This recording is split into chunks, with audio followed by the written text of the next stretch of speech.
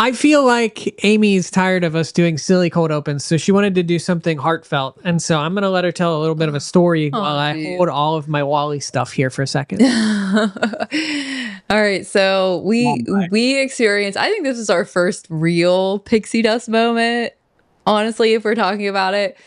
So we were at Disney's California Adventure Park, and you guys probably know there's not a whole lot of Wally in the parks, but in DCA on Pixar Pier, they have a Wally game. And Paul always has to go over to that Wally game, although I feel like it's never open. But this time we were just over there earlier this month and it was open.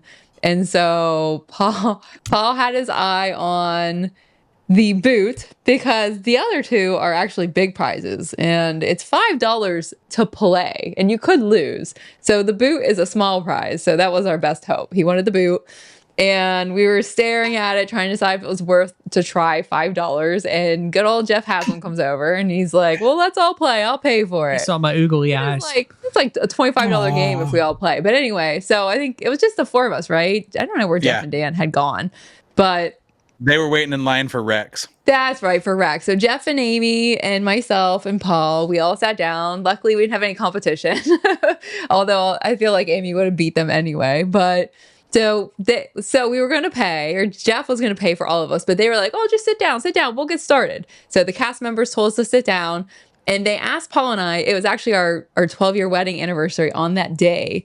And they asked us about our celebrating button. And we said, 12-year wedding anniversary, love Wally. Wally was the first movie we ever went and saw together. And Paul still has the movie ticket from Wally. Wally. And so they said, sit down, we'll get started. And we played. And of course, Amy Templeton won because she creamed everyone on Midway Mania as well. And they said, okay, well, what do you want? And but they said, but you get 2 prizes or something. I don't know why. They just made it up. And so Amy got the little Mickey. Paul got his little boot. So we got 2 prizes for one. And then when we went to leave, they didn't charge us for the game at all. They came around, another cast member came around, and they had taken the Wally and the Eve stuffies, and they had put the anniversary buttons on them that say 12 years, and they gave them to us. So they didn't charge us for the game, and we got a whole bunch of the stuffies for free. So I thought that was sweet. That's amazing. It was very cool. I was really happy to be a part of it because I've never seen pixie dust like that either. Mm-hmm. And everybody walked away with a prize. Well, except me. So I had to go and buy my own. Jeff had to go get his own curmudgeon. Your own curmudgeon.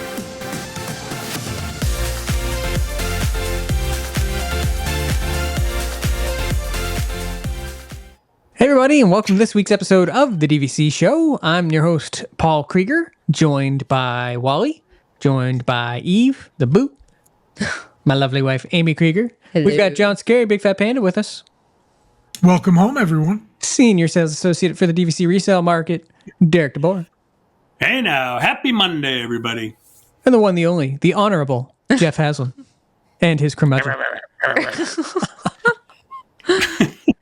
I'm just going to hold these for the entire show. It's going to be great. It's very comforting. It brings out the inner child, Paul. Now you know why I like Toothless. But he just sits on a shelf now. Well, he's kind of big. Yeah. The dogs are already staring at me with like saliva dripping out of their mouth. The fact that I'm holding these and they're close to the ground. Most of these, they actually go on that shelf that's like right behind my head right now is where they came from. But well, welcome to this week's episode of the DVC Show. Fair warning to anyone that's watching. This is the third show of the night, so we are going to be a little bit hungry. We are going to be a little bit hangry, and we might be a little bit off the rails, but we're going to get through it because I think this week's topic is a good one that has come up several times in conversation, but it is comparing some of the newer DVC properties that are out there to what we traditionally call the older properties, the old Key West, the BoardWalk Resort, some of those original properties, and just talking through some of the things that make each of those a little bit different and maybe influence your decision making if you're looking to buy into Disney Vacation Club, if you're looking to maybe rent points and stay at one of these properties. So hope to kind of impart some wisdom when you're making that decision. This and all of our DVC content, as always, is brought to you by the world of DVC. DVC Resale Market, where you can buy or sell a Disney Vacation Club contract. Monera Financial, who will assist in financing that DVC resale contract purchase. Amy's texting someone right now looking to finance a contract. The DVC Rental Store, where you can try before you buy, rent some points, or rent out your own points for cash. And Unlocked Magic, where you can get discounted Walt Disney World and Universal tickets at unlockedmagic.com/DVC fan.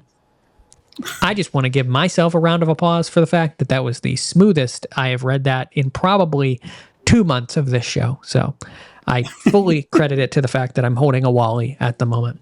But was this your original idea? I forget where we got this idea for this show in terms of kind of comparing newer and older resorts. It was a fan of the show that asked. Shout out to that fan. I apologize that I don't know your name at this moment, but we do get a lot of show ideas that come in, and this was one that we kind of identified as something that I think is very relevant, because I think that when it comes to some of these older DVC properties, there are some that we are just never going to kind of see a property like that again. And I think that's what makes them so special, is kind of just their uniqueness and kind of where Disney Vacation Club came from as a whole. When I sent this over to this whole team, I said, we're going to kind of focus our conversation on comparing two different types of properties. I mentioned old properties. We're going to be looking at kind of old Key West, and we're going to be looking at BoardWalk for some of those older style resorts.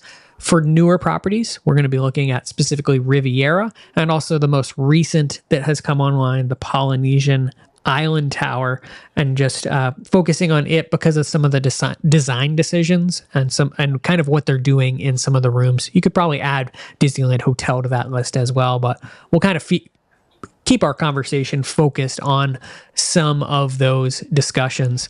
But I think the best way to start this off is to focus on kind of those general resort theming and design decisions. Jeff, I want to take it to you for Old Key West real quick. Sure. And just, what makes that resort so special in terms of its overall theming and that design and layout that they have there?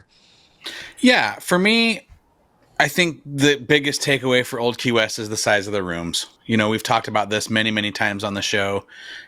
They don't make them like this anymore. Those rooms are 50% larger than any of the other rooms at any of the other resorts. And so I think that's a big win, especially if you're traveling with a big party or you want some room to spread out. You don't want to have to move your suitcase from the bed to the couch and then back and forth. There's just a lot of open space in those rooms. The color palette, it's very Caribbean, it's very Florida, it's very Jimmy Buffett, it's very, Key West, obviously. And so I think those two things are what it really has going for it. I know people complain about the sprawling nature of the resort and the amount of bus stops that it takes. For me, I actually put that in the pro column rather than the con, because it feels like a neighborhood. It doesn't feel like a hotel that you're going to stay, that you have to go to the lobby and then go up to an elevator and down the hallway to your room. You park in front of your house for the week or however long you're staying. And I think that's something that sometimes is undervalued with that resort. Yep. Keeping with the old resorts, Derek, it is where you own. It is your home resort, your home property, where all of your points are. BoardWalk Resort is probably, again, what we would consider an older DVC property. What makes it so special when we compare it to maybe some of the other properties that are being built today? Yeah, I think, God, it's so hard because there's so many great things about the BoardWalk. But I mean, to me, like, we first fell in love with it when we first visited it for the first time, like after it opened. So this is back in like the late 90s. And there's something about coming off that road and making that left turn, coming up and seeing the sign that, says BoardWalk, and you see the resort, and then you walk into that lobby. And I think still to this day, and it's so funny because I just had someone that joined with me not that long ago that used their points for the first time, and they were able to get into the BoardWalk, right? They had never even been to Crescent Lake. They've never even been there. They've never seen it. They've heard about it, but had no idea actually what it was. And now he wound up buying some points for the BoardWalk because he's like, Derek, this area is just so unbelievable. And so many people still to this day don't know about it because it really is this whole other kind of world. And I think for me, that's when we fell in love with the boardwalk, is that yes, you don't have your, view of the quote unquote Magic Kingdom, or you don't have like Old Key West, you can't park right out in front of your car, but you have the boardwalk. I mean, you walk out there, you're in that boardwalk lobby and you step out and you look across the water and see the beach club and you see the yacht club and then you see the water and then you go down to the boardwalk. And then of course you hear that familiar, boardwalk, that old time music playing over the speakers. And, it's, wow, where do I go? Do I go left? And I could walk over here and go to the Hollywood Studios, or the boats are right in front of me, or I could walk and stroll over to Epcot, or there's the Skyliner that's over there. To me, it's just such a beautiful area that it feels like a vacation, in Walt Disney World. So I mean, as much as I love the Poly and I love being in that area, because that to me is just the quintessential Disney, for me, we fell in love with the boardwalk when we realized that, my God, we could walk to Epcot in like 4 minutes. That was as good as it got for us. Not to mention the boardwalk at night takes on such a different vibe and a feel, and there's so many options, not as many right now, but hopefully there will be, wink wink, but between the yacht club and the beach club and the Swan and the Dolphin and the boardwalk itself, there's just so much stuff to do, and it just got such an energy. And again, Epcot is right in your back door, and if you don't even feel like walking into Epcot to watch the fireworks, you can just walk up right to the bridge right there, or even stay right on the boardwalk and watch them. Or heck, if you get one of those really good rooms that are all the way down by Jelly Rolls, you can watch the fireworks right from your room. So yeah, we fell in love with it because to me, it's just a destination within a destination. I guess you could say that. It's so interesting to see where the product itself has gone over the years, and I think it's crazy to see a resort like Old Key West being the first Disney Vacation Club resort that they built, being that sprawling design, as Jeff kind of talked about, the ability to just pull right up to your room, but then have something almost completely different that they then constructed with BoardWalk, being a different kind of feel. And it's the appealing nature that Disney Vacation Club has always brought to the table. And we even see that carried through to, the newer resorts today that we'll get to in a second. But I want to focus on the older resorts at first as we kind of compare new versus old and just talk about some of the pros and cons of these two resorts. First, we've talked a little bit, Jeff, you talked a little bit about the rooms and how special they are.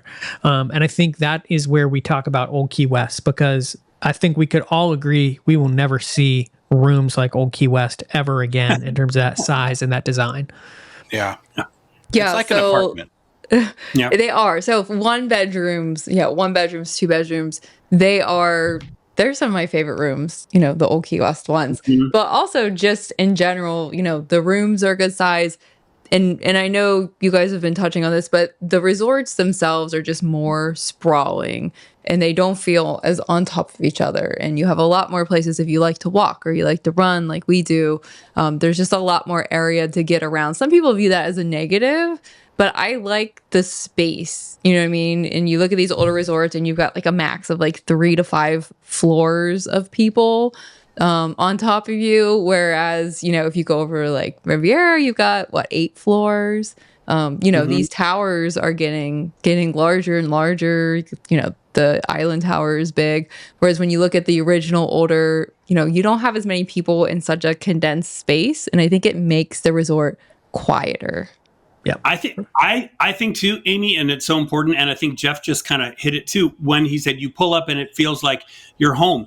There's never been and never will be another resort that I think members stay at longer for extended periods of time than they do at Old Key West.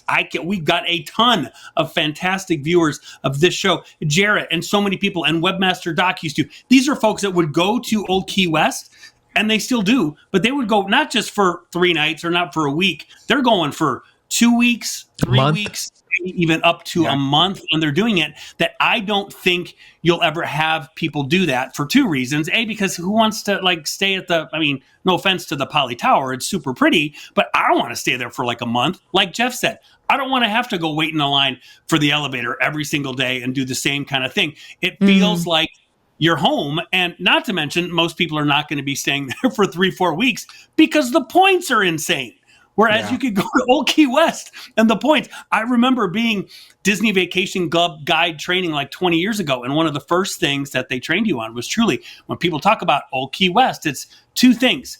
The rooms are 20% bigger than any other Disney Vacation Club resort. And that still holds true. And the point usage is 20% less. So that's why I've seen over 20 years of talking to folks, and all my Old Key West members will always say, oh, so how are you using your points these days? You'll be like, yeah, we tried the new Riviera, but we're going to go back to Old Key West. Or, yeah, we tried the Poly Tower, but we're going to go back to Old Key West. So just to back that up, I own at Riviera. I am happy I own at Riviera. But I will say that 20% of my time is Riviera. I spend 80% at Old Key West. I love the feeling of it. It's a better use of points. When I go with my nieces and my nephew, it's more, there's much more space, like Jeff said. It's just, but I love it. If I need the gondola for some reason, I'll make sure I stay at my home resort. Otherwise, I'm spending my points at Old Key West.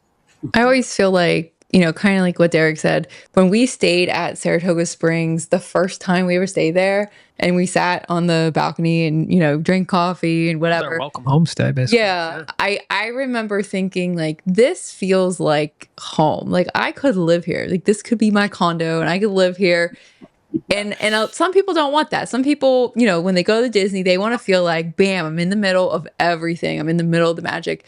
And I get that completely. But if you want that escape, if you want to be somewhere where you feel like this feels like a community and I could live here forever, then Saratoga and Old Key West are definitely give you that feeling where you get away from, the madness and the busyness of the crowds. And that's just, I always like them for that. Like, I feel like it'll never happen again.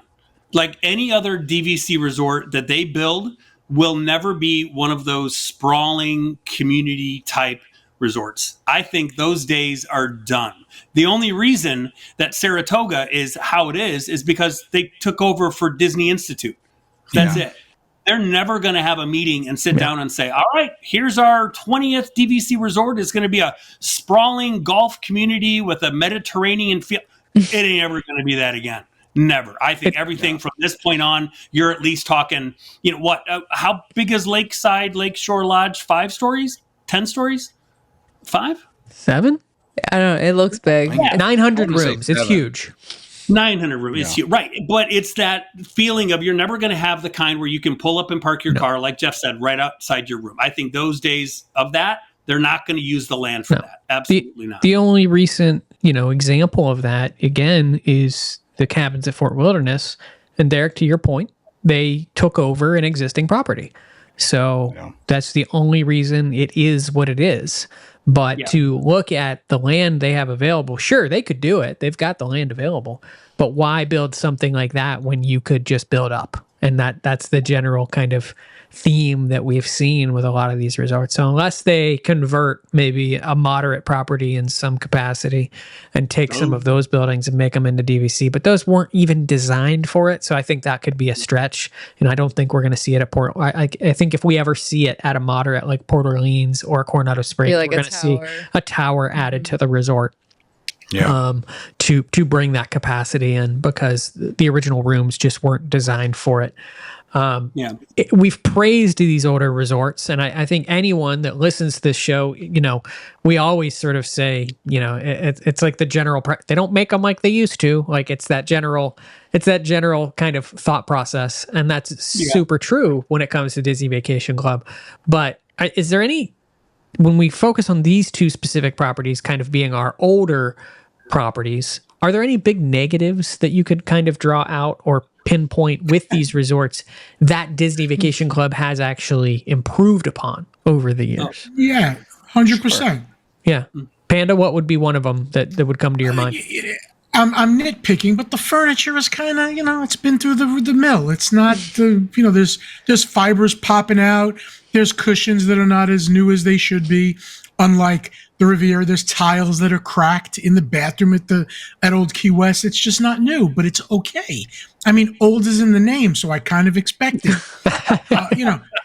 The Riviera feels like the octagonal tile, and it's much richer with the bathtub. And actually, the bathtub at Old Key West wasn't bad though.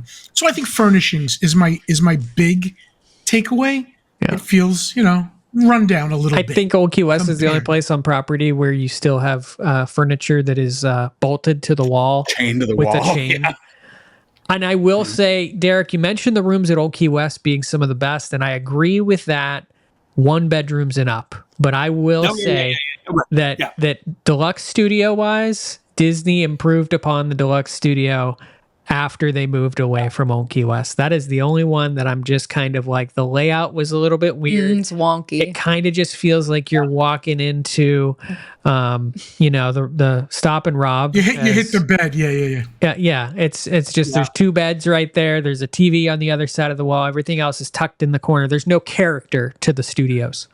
I would agree with that. And actually, Old Key West, probably more than any of the other deluxe studios, feels like a hotel room more than the rest of them do, because it lacks the Murphy beds. It lacks kind of that. It has that weird layout, like you guys were saying. TV's tiny. Yeah. TV's very small. There's 2 queen beds instead of a bed and a So, but that's a win for. That's a win for some people. It is a win for some people. Only stay at Old Key West because of 2 real beds. And there's already discussions. Old Key West is up for its soft goods refurbishment very soon. It feels like we were just finished talking about its full refurbishment, but now they're coming around to a soft goods again. And there's already discussions. And I believe Disney Vacation Club has said, Jeff, at the meetings, that they're looking at adding the Murphy beds there, but at the same time, I think that if they really listen to the owners of that resort, I'm not quite sure that they want them. Well, and there's some layout issues too, like you guys were talking about in our last show. It's not going to fit everywhere, but I would say they've also improved greatly, especially from the Old Key West food and beverage. Oh yeah. I mean, I think Olivia's is great. And I think it's cool because it does give you that mom and pop feel with the pictures of people that have stayed there in the past and the license plate and all that stuff. But the Gurgling Suitcase is the smallest. It's smaller than my bar at my house. You know what I mean? Like that I don't know what that says. Well, yeah. The goods to go quick service is.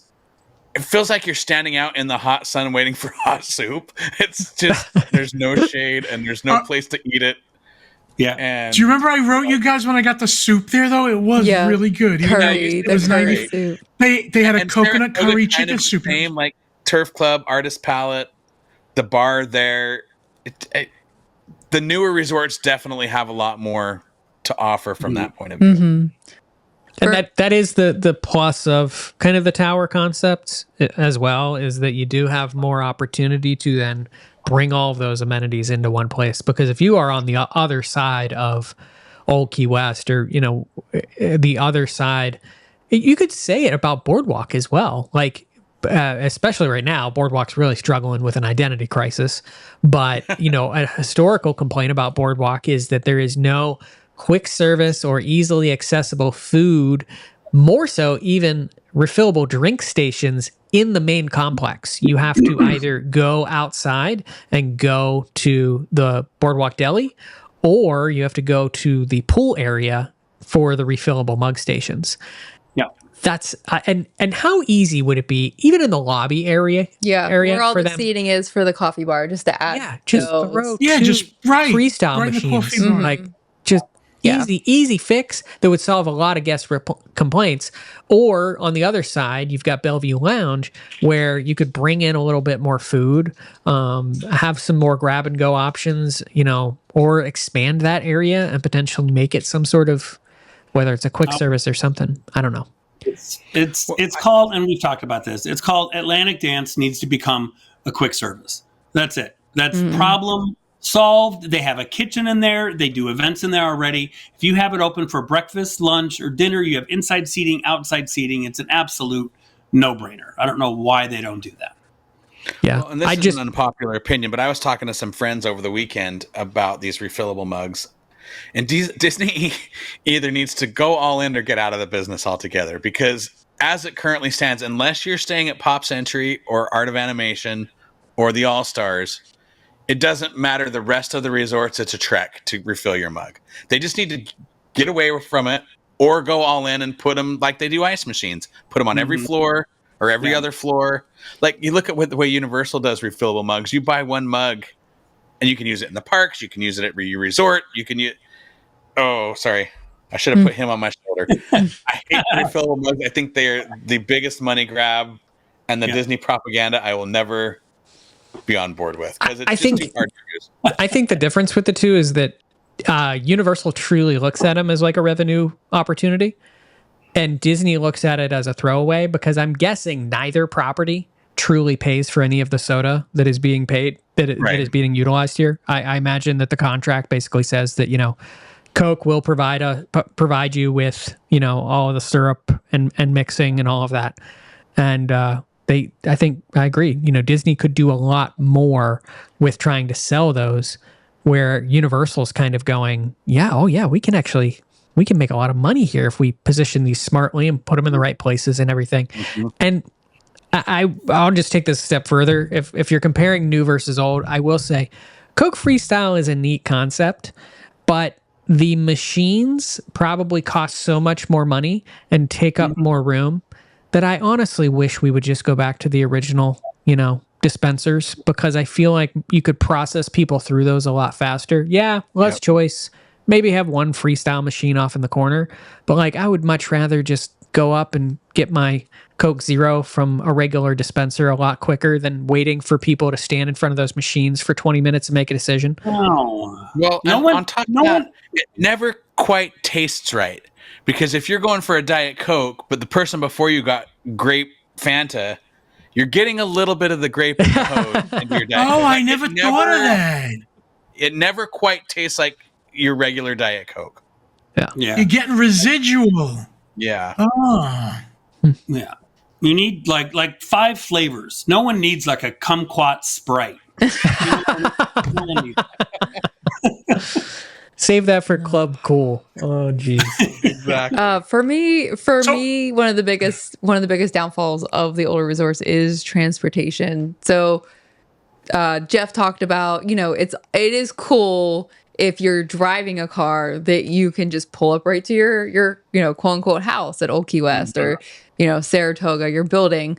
But if you aren't driving, if you're from out of town and you took the Uber, because there's no Magic Express, to your resort, then, it is those older, bigger resorts, they have multiple bus stops, as opposed to the new resorts that just have one. So you not only do you have to, be at your bus stop, but you have to wait for the bus to go all the way around, depending on what stop you're at. It could be full by the time it gets to you. So there are some challenges with that. Now, that being said, the last time we stayed at Old Key West, I felt like you never had to wait very long. Like, those buses are going around everywhere. But then that is another downfall, that you're constantly got buses on those roads around the resort. And if you look at any of the biggest line items when it comes to annual dues for Old Key West, it pays for that too. That resort is seeing, 2-3 times as many buses as any other resort. Same can be said about, Fort Wilderness and the cabins at Fort Wilderness. That's one of the main reasons why the annual dues there, among other reasons, are extremely high, is because of the sheer scale and the size of that property, and the fact that the buses have to navigate around that. Now you're absorbing some of that cost also. BoardWalk gets it right a little bit from the perspective of, at least you can walk to 2 parks, and at least you do have... You have a boat, you have Skyliner. You have multiple options available too. Yeah. But some of these original resorts, I won't say Saratoga was maybe an original resort, but again, it was kind of makeshifted, like Derek said earlier, from essentially what was there before. And it, again, also suffers from just being a resort that is only can only be served via some transportation.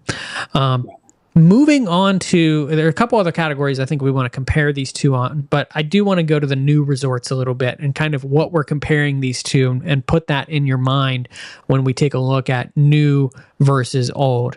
And again, the two that we were looking at is Riviera and the Polynesian Island Tower. Panda, go ahead and give us your love letter to Riviera real quick. What makes that resort special? I know you mentioned a little bit about the newer feel and the newer amenities there, but what makes it special? Just to give a comparison, like if you walk into Gran Destino, it's a huge lobby. I kind of like that Riviera is a smaller, more intimate lobby with a coffee shop that doesn't say Starbucks. It's their own Riviera Starbucks. I like the fountains in the front, and I like that they really don't let anybody in. Like the Poly, you could sometimes talk your way through. I really got to get there. I got to meet a friend. Sometimes they let you through. Riviera is locked down. If you're not staying there or have a restaurant reservation, you're not getting in unless you come over from another resort. So it still feels homey. Not as much as Old Key West. There's no doubt. It doesn't feel like, your neighborhood. But there's something still intimate about the Riviera that I love. The whole first floor there, the wrought iron, love it. The whole feeling of the resort, the quick service downstairs, I forgot if it's Piazza Piazza Primo Piatto, yeah. Thank you, Primo Piatto. Even the, what is it, Del Rivo bar? El Rivo? Bar Riva. Bar Rivo. All those places, I love it, including Topolino's if you go for breakfast or dinner. And the rooms are spectacular, and they don't feel like they had any wear and tear. I don't even, like, if you told me they needed a refurbishment, I can't see it when I go. They all feel really pretty new. So it does have that going for it. And of course, the gondola access, you could walk right over to Caribbean Beach and eat over at Sebastian's if you wanted to. So I still love it, but I can't say, it's not up to the Old Key West neighborhood feeling, but there's some similarities as far as, even though it's new, it's not, mainstream Poly. It's more subdued. Well, and the advantage of, we talked about the advantage of the sprawling and being able to feel like it's a neighborhood. The advantage of the tower is you have much more option for better views from your balcony, better access. I also think the public spaces in these newer buildings, and I'm not talking about just the lobby itself, but like the lounge behind the coffee shop in Riviera, the pools, the community hall. Community hall is another great option. It's just the splash pads, like that splash pad at Riviera is gorgeous. And the one at the Moana themed one there at the quiet pool is very cute for the kiddos. You know what I mean? So you have those public spaces that are centralized, that it's easy still to get your food and your drinks, but still kind of gives it that intimate feel. I think that's something they really have going for them. It's amazing the hate that Riviera got when it came to the resale restrictions and all of that. And yet, when you really go back to that resort, I think you cannot see anyone have ever knocked it on the construction quality, the design, all of that. It just hit every single mark. And I think you really, you do get what you paid for at that property. I do think that they went all out in some of those things. On the flip side of that, the resort that I think has gotten more hate than any recent memory, in its construction, in its design, in its taking over of Seven Seas Lagoon, was the Island Tower edition at Disney's Polynesian Resort. Yeah, and honestly, so we're starting to see posts from people from the Island Tower of, just like construction issues, things that are breaking, cracked floor pieces. And it almost feels like, because you're right, I don't ever really remember seeing a whole lot of that from Riviera. And to this day, I don't feel like we get a whole lot of that from Riviera. But we see it from Disneyland Hotel. We see it from the Island Tower. It almost feels like post-pandemic, the construction you mean quality has declined. Because I do think Riviera was one of the best constructed, best themed, like just the fixtures and everything was, so just felt really, really upscale. And what's funny about Riviera is I'll never forget this. One time when we stayed there, I watched this housekeeper, because you can kind of see, some of the balconies, and I watched her sweeping with a vacuum outside on the balcony. And I thought, wow, like they really keep this place as nice as possible. And could you imagine if they had always been sweeping the balconies, with every turnover of guests over at like Old Key West, they wouldn't be grimy like they are now. But yeah, and they're going through with a duster on the wrought iron, that's part of the balcony there as well. Meanwhile, there's like spiders crawling up and down the Old Key West balconies. Not that I don't love them, but then you get to the island tower, and as much as I think I love the theming and how pretty it is, there are some questionable construction choices, and was with the Disneyland Hotel as well. I would even add to your conversation the flip that they did at Big Pine Key with Grand Floridian. Again, you have these concepts for these beautiful rooms, but we've been a part of this community so long that we've seen the openings of all of these resorts. Panda was there with us when they opened Big Pine Key. The place smelt like paint when we walked in the door. They were throwing shrubs into the landscaping that morning.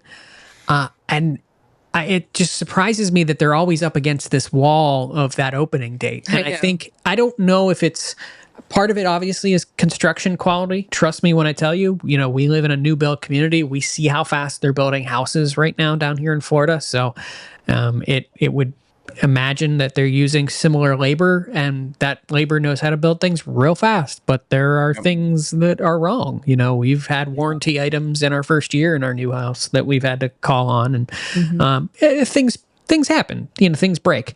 But again, when you looked at Riviera, you never saw those kind of complaints, whereas with especially Disneyland Hotel, Jeff, you recently stayed there and kind of saw some of that stuff firsthand, didn't you?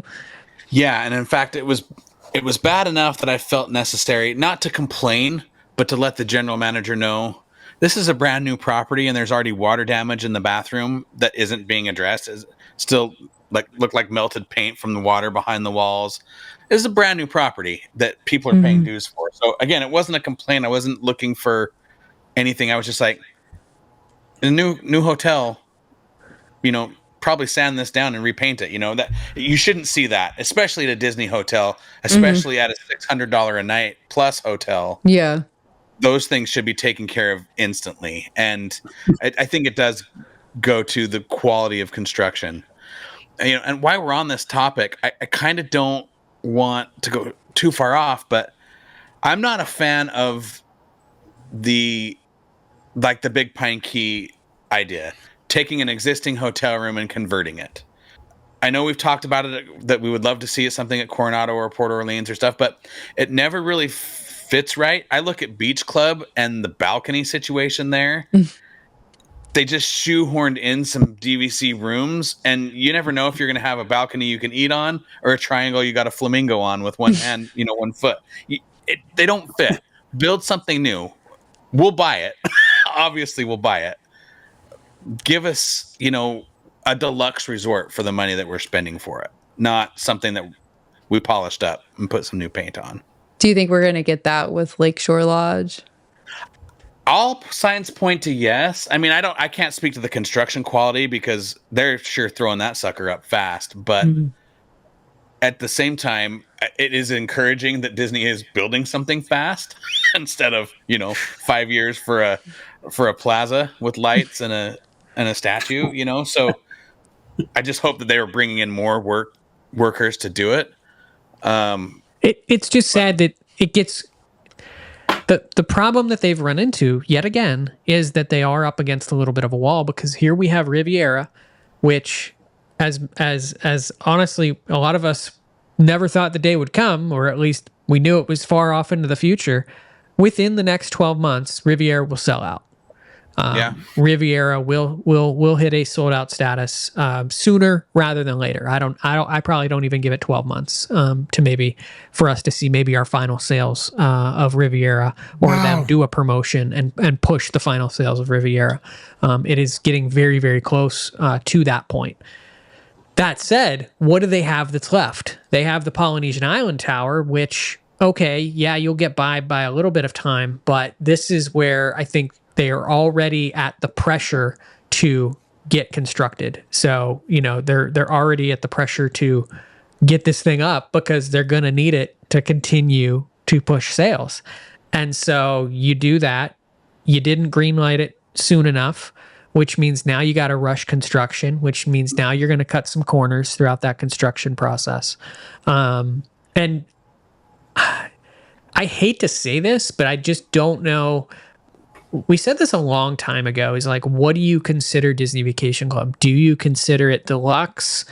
Is it deluxe adjacent? I don't even know that it falls into any of those categories now. And I hate saying this out loud, but I think all you can really refer to the rooms as is like a timeshare or a motel kind of room.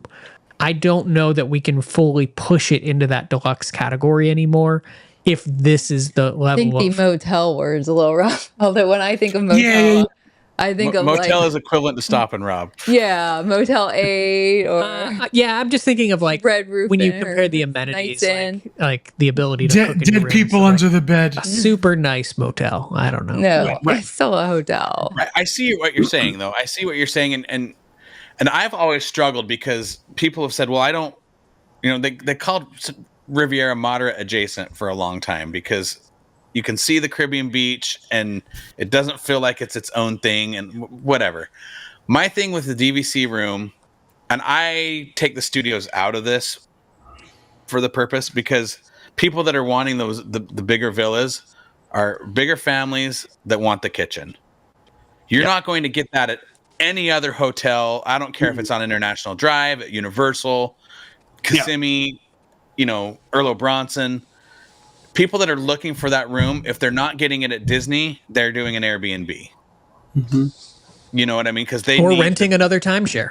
Or renting another timeshare. They're going to Margaritaville. They're doing some of those things because they need the space. They want the kitchen. And when it comes to the studios, you can stay at a studio at Old Key West or a studio at Pop Century, and there's not a lot of daylight between the two. So I think you have to get to the 1-bedroom level to really dial in what DVC is. And as much as you say that, though, at the same time, it runs into the problem of, people shoving 5 people. One of the reasons maybe that we're having construction issues is because people are shoving 5 people into these studios. And, I hate to use the cruise ship, example, but on the last day of being on a cruise ship, when it's debarkation, as people leave their rooms, they prop them open with door stoppers.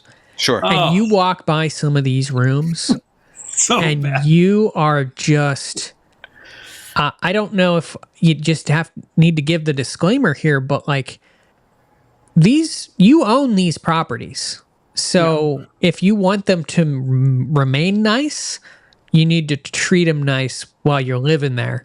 No matter how many people you put in there. It can't look like a crime scene when you're leaving. No. And boy, I've walked by some sketchy cruise rooms. Oh my God. Yes. I'm like, my mouth dropped on the cruise ship when I looked into someone and said, "Oh my God, somebody has to clean that up." Oh my God. Yeah. And then they're mad when their room's not ready at 4. Yeah. 3 hours later, they're wondering why the room's not ready. You were going to say something? You lost me. With the cruise ship. Oh, no. So you guys were talking about, Disney being deluxe or not. Disney gets away with the word deluxe when it comes to more location, I think, than anything, and theming to a degree.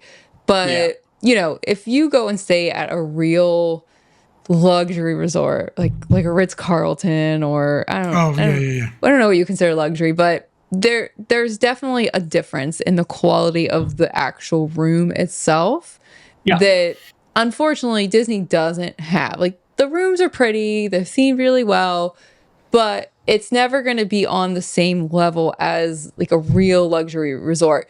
And that's because Disney can get away with that deluxe because you're on Disney property. So you're paying for that. Or, you know, you're staying at the Grand Floridian and you have a walkway to Magic Kingdom. So you're paying for that proximity, for that location. And I think that that's where they get, you know. Yeah. Well, and it's not at this just point. Universal too. You look at Universal's deluxe hotels. I can't speak to Helios. I haven't stayed there, but we've stayed at Royal Pacific a lot, which is a deluxe hotel. But there's nothing to that room. It's a hotel. Any better than what Port Orleans has, or same with Helios. We just stayed at Helios last month, earlier this month. It was last month, June. I just noticed I've said earlier this month when I talked about a lot of things. It's because in my head I was still in June, but it's July. Well, and Derek, maybe you can speak to this because you've been in this longer than the rest of us. But wasn't there a time, I seem to remember, that there was actually 4 room categories? There was value, moderate, deluxe, and then they called the DVC rooms the home away from home. Deluxe villas. You could book separately through the website. No, yeah. They're still listed like that. Deluxe, it was its own category because it has kitchens. Yeah. They're still listed like that. It's still listed value, moderate, deluxe, and then deluxe villas. And they do place deluxe villas ahead of deluxe. And I think that's because of pricing. Do you know what I mean? I will, Jeff, like you said, I will put them there for the 1 bedrooms and the 2 bedrooms and the 3 bedrooms. But more often than not, it's these deluxe studio properties where you start to, run into issues again because you're cramming 5 people in there, or you just make silly design decisions. We've been in some of these properties where you open one drawer, you can't open the other. Yeah, or you're smacking into Disneyland Hotel. We said it opening night you can go back and watch the live stream from opening night at Disneyland Hotel, and we said these mirrors, you have to have them all the way slid over to then be able to open them for the wardrobe that's behind them. And if it's not all the way slid over, it's catching this thing and people are going to rip these things off. And the first thing I did when we recently were at Disneyland is I messaged Jeff and I said, hey, take a picture of your closet for me. Mirrors are gone. They're gone. And it's just how, I think that's the big miss, and I don't want this to turn into like a negative of like the newer properties. I want to get us back on kind of this new versus old, but I think it's worth considering. Like, you're buying this, you're spending a large investment on what you're buying, and so you want to make sure you're getting the value for your money. And so these are the considerations. These are the things you need to think about. And if anything, I would just hope that when it comes to the deluxe studio property in some of these newer rooms, DVC just pays a bit more attention to the fact that, like, I agree, you're building these rooms for, 2 to 3 guests, but I can promise you 9 times out of 10, there's 5 people in a room. Like, they are filling every crevice of this room. And I think durability needs to be key. And that's with any hotel, any timeshare property. We've got DVC rooms where you have to move the coffee table out of the way, obviously, to bring the Murphy bed down. But the coffee table's really not easy to move out of the way. It's not on wheels. Where I don't remember where we just did a video not too long ago, and you can see the scratch marks all along the floor of where the families and guests have to push the coffee table out of the way, and that's not their fault. You know what I mean? That's a poor design, poor durability decision to whoever made that. And if you don't have convenient USB chargers at this point, you are not deluxe. Stop it. Well, and USB-C chargers at this point, like, please. I mean, when the Contemporary doesn't have a USB, forget USB-C, doesn't even have USB. How contemporary are we? Come on. And pay the extra money to actually make this part of like the outlet, like. The built-in charging that's part of furniture that we've been doing for so long. It breaks a lot. It breaks. I've been, we've been in some of these brand new properties. It was, what were we? Was it we were on again, cruise ship, a great example.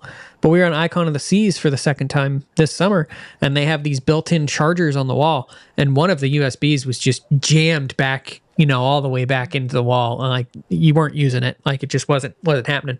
So I mean, it's easy to swap out an outlet these days and put USB or USB-C into it. So it just makes sense to, I think, do it. It's just the easiest. The one resort I will say that didn't have a charging problem when we were at the Grand Floridian Villas, we were in a 1-bedroom. Okay, well, to be clear, they didn't have anything updated though. There was no updated USB, charging. but there were 12 outlets in a row just behind the desk in the main bedroom. 12 outlets. All right next to him. You won't have a problem in that. This is the longest we've gone with Derek not speaking. I think he's shutting down. I think his batteries, his lights are going to go out pretty soon. It's so weird.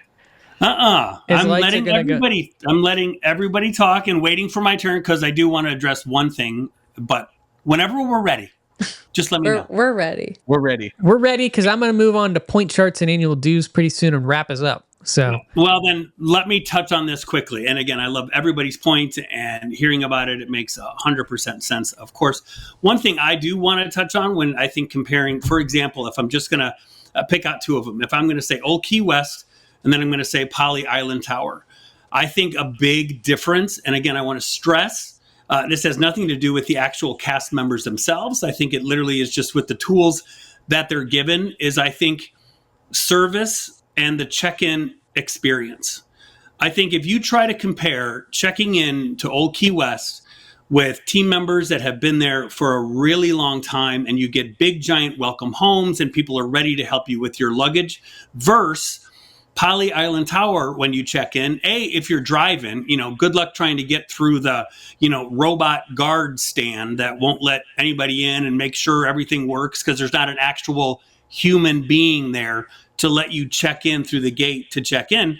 Then you get in there and it's great cast members. Again, it's got nothing to do with these cast members, but I cannot figure out, and I know we could probably do a whole other show and our awesome audience would love to jump in as well, how they decided that building this whole tower made no sense to have an actual front desk. That they have no front desk. They've got super helpful cast members with iPads, but when it comes to I need help with my luggage, when I need help with this, they're on the phone trying to call or they're texting back to the great ceremonial house. So I think the communication that they could open something, to me, it's just stunning. And again, it's not the cast members themselves. They're doing their jobs as great as they possibly can, but it's the fact of how do you open up a tower and right next to the Polynesian and you're charging these huge point prices because of the location that it's in, or let alone if it's a cash rate, you're talking, $700, $800, $900 a night for a studio and you've got no front desk. So you have no one to help you. I've heard so many stories of people, even our dear Mary had a horrible experience when it came to just trying to get bell services coming from Great Ceremonial House to over here. Versus I think that's something that I don't know if they just took into account and said, well, yeah, we'll just use the main original Poly check-in and the main original Poly bell services tower. But no, there's no front desk. I mean, come on. You can't put all these people in a tower without a front desk that you can just walk by and talk to an actual person is stunning to me. So hopefully they fix that. I don't know how, but that is one thing I hear about a lot. I heard that was an intentional decision by DVC's part to cut back on basically the labor and operational costs of Island Tower. So basically, let me guess. So yeah. We listened to our guests, and what they told us is we don't want a front desk, so we're not going to give them one. Well, and unfortunately, and I hate to be, the curmudgeon, but they're not the only ones. There's a lot of hotels now that are going away. App usage, check in on the app. I hate that. I know that you hate it, and that's because you're old and you don't like technology. But, I can't remember the name of the hotel that we stayed at in Times Square, but it was that way. They did have, I don't want to call it a front desk because using the word desk is very lenient, but they had a kiosk that if you had an issue, you could go to. It was basically a guy with an iPad. It was the same situation, but AI and technology and all these things are pushing these cast members and these front desk people out of a job and into, other things because that's what people want. They don't want to talk to people. My kids tell me all the time, why are you calling me? Could you have not texted this? They don't want that human interaction. The younger generation, the millennials and below, they want technology to do everything. And I agree with it. I agree with moving that direction for a younger generation. But when the majority of your DVC population is still not that generation, then you have to offer both. You don't have a choice. And I don't care. To tell. Give me a break. And I mean, to tell the older population that they have to walk to the grand ceremonial house, that's not the answer. That's not that's not the service that they're expecting. And so, yeah, it's interesting to see what direction that goes in.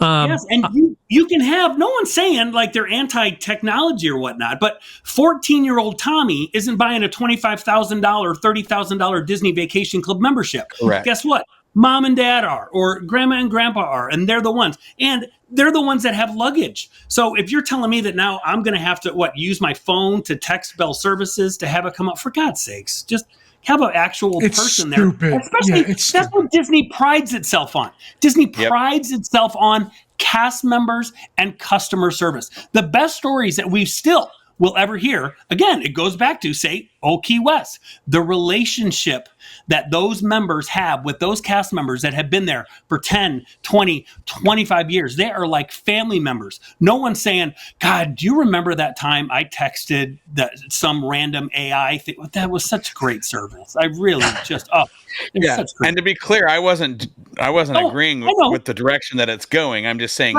whether we like it or not, I'm afraid that it's happening. I see so many complaints. I can't imagine that Disney's not rethinking it. I mean, everybody's complaining that there's no front desk and the iPad people. You would think that they would realize. Right. And again, it's not the cast members. Like I want to stress that. The cast members are phenomenal people, but they have to work with the tools that they've been given. Yeah. And somebody laid out that toolbox and said, hey, you know what? Let's not to put in there. Let's not put in actual people and an actual front desk or an actual Bell Services for what is probably one of the most anticipated DVC resort openings in a long, long time. It's just weird to me. Weird. Yep. All right. I'm done. Thanks. At this point, I'm not quite sure what to call this show. It was we kind of went comparing new versus old, and I think basically your takeaway should be they don't build them like they used to, and they don't put the amenities like they used to. But accurate. I don't want to fully diss the newer properties because it is the product that we have today, and to Panda's point, Riviera is absolutely beautiful. I think the big things that we've hinted at is that you need to buy where you want to stay. We've said that for years. We always have. We always will. And we always say try before you buy as well, because you need to do the research and get an idea of what you're looking into. And you need to understand also, depending on what you're buying, what those restrictions are. Because granted, if you're buying a direct membership and you're buying, you get the full package, then you're going to be able to use your points at any of these resorts, which is a great benefit to have. You also need to keep in mind that some of these older resorts are going to go offline at some point, and you are going to be stuck with some of the newer properties. Same needs to be said if you're looking at, buying some of these properties, these newer properties via resale. You need to consider the fact that this is where you're going to stay. I think that's, one of our biggest complaints about resale restrictions is the fact that, you look at how well does a Disneyland hotel age over time? And if you're buying resale at Disneyland Hotel, you can only stay at Disneyland Hotel. That is the only property truly that I think that really affects, in my opinion, these days more than anything. I wouldn't argue that for Riviera, because as we've said on this show, Riviera was a different kind of construction. It's a beautiful resort, and I think it will hold up well over the test of time. So I think that I hope that the construction quality of like a Lakeshore Lodge improves. I hope that we see it, built in a way that not only is beautiful, but also holds up to the wear and tear that people are putting on these rooms and resorts. But love to get your thoughts as always. We love to hear comments and feedback. Let us know, I guess, what to call this show. But I'm not sure what I named it at this point.